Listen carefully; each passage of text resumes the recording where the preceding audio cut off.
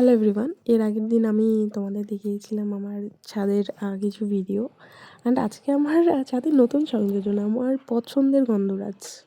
And তারপরে আকাশটার যা ছিরি, আমি গন্ধরাজটা পটে বসাবো, কিন্তু মানে এত দেখো আকাশে চিল উঠছে, লিটারেলি এত আকাশ খারাপ। আমি তাও একটু মনে সাহস জুগিয়ে অনেকক্ষণ বসে ভেবে চিনতে শেষ মুহূর্তে যখন ভাবলাম যে ঠিক আছে গন্ধরাজ গাছটা এবার তাহলে খুলে পটিংটা করে নিই, অ্যান্ড সাডেনলি এত জোরে হাওয়া দিচ্ছিল, আমি না লিটারেলি ওখানে দাঁড়িয়ে থাকতে পারছিলাম না। তারপর আমি আবার কিছুক্ষণ ভাবলাম যে ঠিক আছে চলো আর একটু কিছুক্ষণ পরে ট্রাই করা যাক। গাছটাতে না কুঁড়ি আছে, মানে আমি একটা নতুন গাছ নিয়েছি তাতে কুঁড়ি, মানে ভাবা যায় এত সুন্দর। মানে আমার যা গন্ধরাজের শখ, আমি জানি না এই বছর হয়তো খুব বেশি ফুল পাবো না, তবে আশা রাখছি পরের বছর অনেক ফুল পাবো।